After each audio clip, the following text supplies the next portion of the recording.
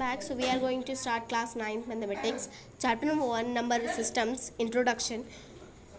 So number system में basically हमारा क्या आता है, नंबर में क्या आता है, नंबर की एक ब्रॉड कैटेगरी जिसका नाम है रियल नंबर्स, और रियल नंबर्स में से इस चैप्टर में हम बस दो टाइप के नंबर पढ़ने वाले, इरेशनल और रैशनल। रैशनल नंबर क्या होते हैं, जो कि p बाई क्यू के फॉर्म में लिखे जाते हैं, जहाँ पर p और q इंटीजर्स होते हैं और q जो है वो ज़ीरो के इक्वल नहीं होता, और इनका जो डेसिमल एक्सपेंशन होता है वो तो या तो टर्मिनेटिंग होता है या फिर नॉन टर्मिनेटिंग रीअकरिंग। दोनों के एग्जांपल्स हमें गिवन है। और इन नंबर्स को अगर हमें रिप्रेजेंट करने के लिए कहा जाए तो ये क्यू में रिप्रेजेंट होते हैं, और दो रैशनल नंबर्स के बीच में, दो गिवन रैशनल नंबर्स के बीच में इनफाइनाइट रैशनल नंबर्स होते हैं। इरैशनल नंबर्स क्या होते हैं? Irrational numbers are just opposite to rational numbers. They cannot be expressed in p by aq form, for example under root 2, and their decimal expansion is neither terminating and nor recurring.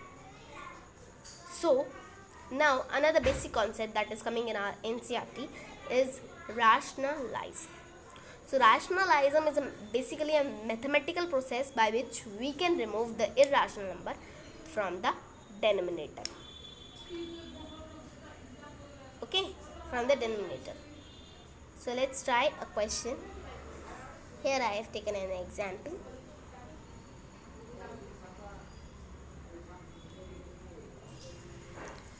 One root three, तो जिसका हमें irrational number denominator में जो irrational number हटाना होगा, उससे हमें उसी को हम मल्टीप्लाई करेंगे उस नंबर से।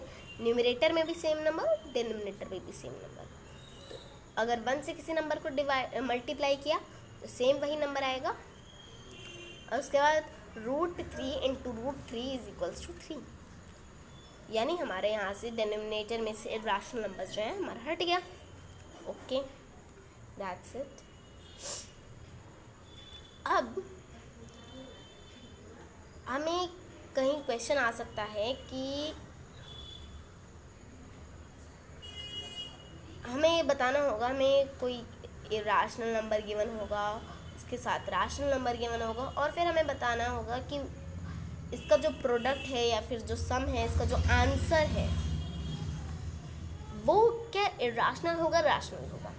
तो इसके लिए एक प्रॉपर तरीके से हमें समझाया गया है, यहाँ पर एक नोट की तरह से हम समझा रहे हैं कि अगर एक rational number minus by irrational होगा, here R stands for rational and IR stands for irrational. Okay, तो अगर कोई रैशनल नंबर इरेशनल नंबर से माइनस होगा या फिर इरेशनल नंबर रैशनल नंबर से माइनस होगा, तो जो नंबर आएगा वो इरेशनल ही होगा। अगर रैशनल नंबर इरेशनल से मल्टीप्लाई होगा, या फिर कह सकते हैं कि इरेशनल नंबर रैशनल से मल्टीप्लाई होगा, तब भी वो जो उसका प्रोडक्ट है वो इरेशनल ही होगा। अगर कोई नंबर हमें दिया है जो कि रैशनल नंबर है और वो इरेशनल से डिवाइड हो रहा है, या फिर कोई नंबर है जो कि इरेशनल है और वो रैशनल से डिवाइड हो रहा है, तो वो होगा इरेशनल। अगर कोई नंबर रैशनल है और वो इरेशनल से प्लस हो रहा है, या फिर कोई नंबर इरेशनल है और उसे हम रैशनल से प्लस करेंगे, तो उसका जो सम होगा वो इरेशनल ही होगा। ओके, अब हम यहाँ पे देखेंगे कुछ बेसिक अलजेब्राइक आइडेंटिटीज जो कि हमें इस चैप्टर में काम आने वाली है। Okay, so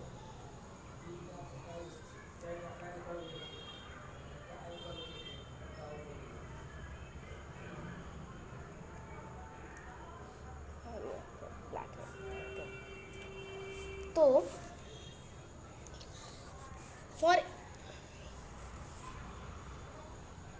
for any positive real numbers a and b holds the following identities, यानी किसी भी एक पॉजिटिव नंबर के लिए ए और बी ये आइडेंटिटीज जो है फॉलो करती हैं, ठीक है। पॉजिटिव नंबर होना चाहिए, वो भी real number. So first identity is